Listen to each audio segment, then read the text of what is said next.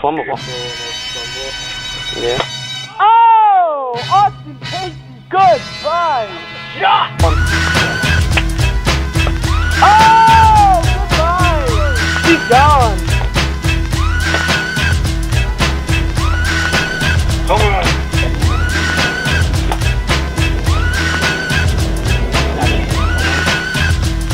Pack it up, pack it in, let me begin. I came to win, battle me, that's a sin. I won't ever slack up, get out of back up. Try and play the role and you're the whole crew will act up. Get up, stand up, come on, throw your hands up if you got the feeling. Jump up, touch the ceiling, monks, let's up, funk, funk. Someone's fucking jump, yeah, I'll bust them in the eye. And then I'll take the pumps out, feeling, funk it. What's going on, guys? Ian Bosniak here, the commissioner of the Oyster Bay Wiffle Ball League. This is the first edition of the Oyster Bay Wiffle Ball League Weekly. Every Wednesday night we'll be together to discuss all the latest wiffle ball news in Oyster Bay. Joining me tonight and joining me every Wednesday, starting tonight, co-commissioner of the league, Rob Venegas. Rob, how's it going? I'm good, Ian. Excited to finish week 2 on Friday and then get week 3 going on Saturday. I'm just pumped for a long week of wiffle ball, man. Definitely. And, we're going to get right into things. As you mentioned, we're in week 2 right now. We'll be finishing up week 2 on a Friday. Somebody couldn't make it on Monday when we played. But first off, just a bit of news. Nick Carbone, who had a very deep bone bruise in his left knee, will be returning this week when we play week 3 on Saturday. The White Sox already have both of their week 2 games finished, and then Nick Carbone will be back to team up with Chris Sudoka, who Chris Sudoka will be joining us later in the program. So Nick will be joining us again on Saturday for week 3.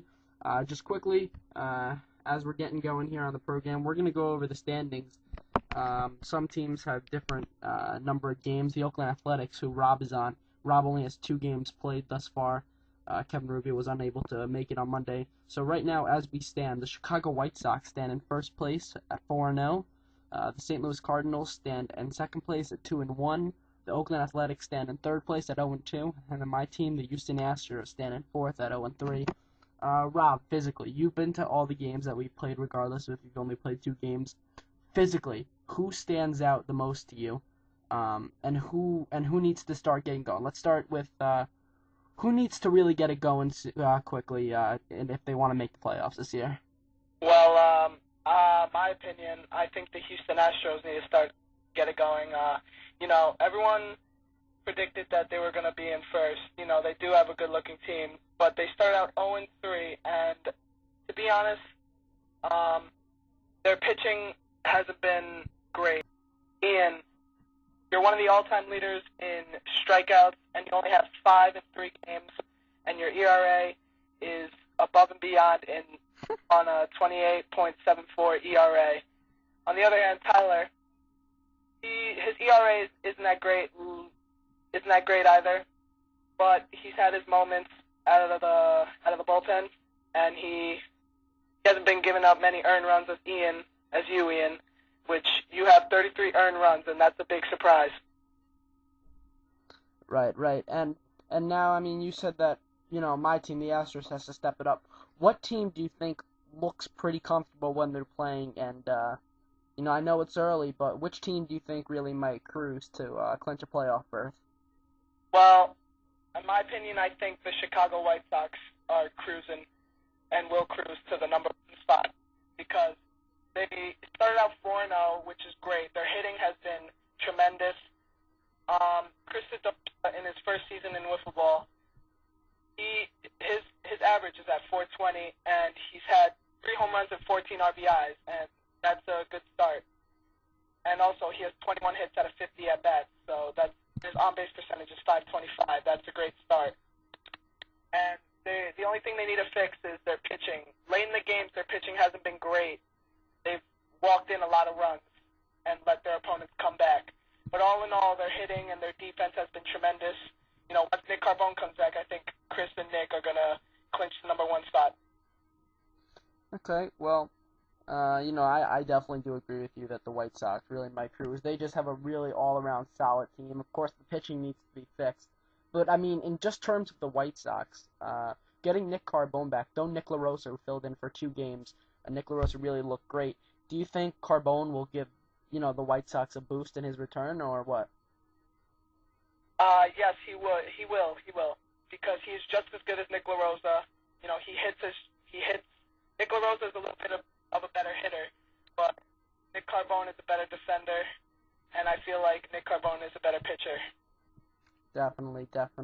All right, okay. So, I definitely agree with all of that, what that you said from the standings with us to the White Sox. We are struggling, I know it. I'm trying to, get back. But, Rob, I'm going to ask you about your team, the Oakland Athletics. You guys are 0-2. You played only 2 games. What did you see that you liked from Kevin Rubio, and what did you see from your team that you really hope to improve upon? Well, I'm going to start with hope to improve first.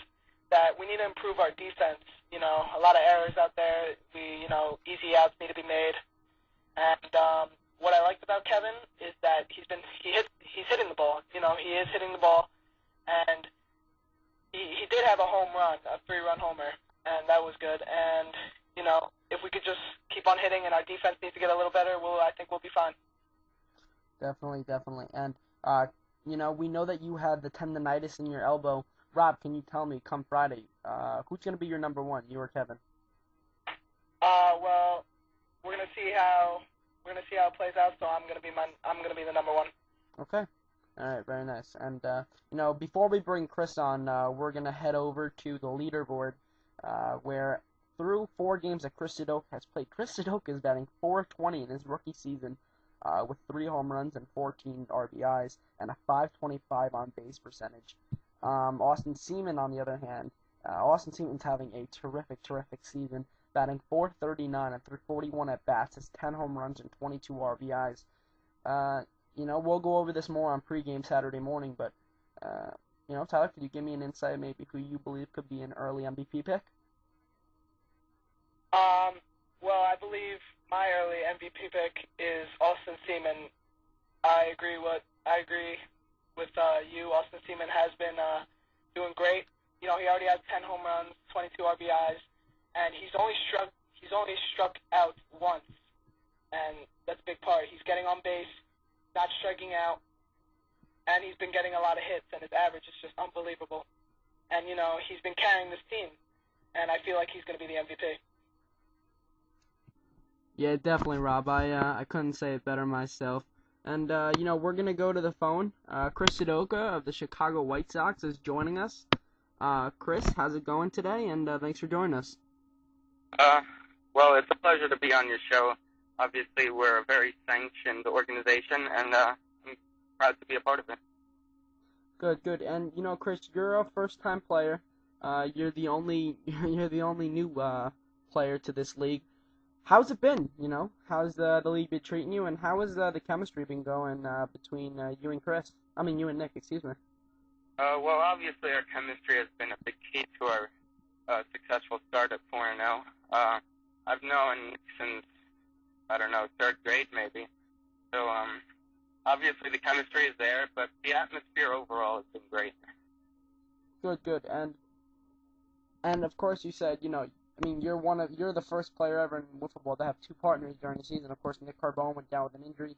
Nick LaRosa stepped in last season, and now Nick Carbone's back. Is it going to be any different? Of course, it's a weird question because you already played with Nick Carbone, but is it going to be any different going from Carbone to LaRosa to Carbone? I don't think so. They both can hit for power. They're both the same types of players. I'm still very close with both of them. So I don't think it'll be too much of a change. Okay. Hello, Chris. How you doing? It's Robert. Hey, what's up, Rob? Nothing much. Now, I just have one question for you. Yep. Going into the season, you seem like the type of player that doesn't care as much about his personal stats, but rather cares about winning more. Is that the case, Chris? Yeah, I'm not a big stats guy. As you can see in my home run total, I don't really try. If for power, I just try and get on base and drive my teammates in. All right, thank you. Now, Chris, what are you expecting from your club the rest of the season, and what are you gonna do to help yourself and Nick, the White Sox, continue to be successful for the rest of this season? Well, as we've shown we can beat any team in this league, as we've beaten the A's, the Cardinals, and the Astros. So obviously, I think we can ultimately win a championship. I mean, it's going to be tough, but I think we can do it. Okay, Chris Sudoka of the Chicago White Sox, thank you for joining us, and we'll see you Saturday on Oyster Bay Wiffle Ball Saturday preview. Thanks a lot, Chris. All right, thanks for having me. You're welcome. And Rob, that's about all the time that we have. Rob, thanks for joining us, and we'll be back here next Wednesday. And everybody, get ready for all the highlights videos that lies ahead, and also get ready for Saturday pregame when we sit down with a bunch of players to discuss the upcoming games on Saturday. Rob, thanks, and I'll see you on Saturday. No problem. Glad to be here. Alright, guys, thanks again. Came to win, battle me, that's a sin. I won't ever slack up, punk, you better back up. Try and play the role and you're the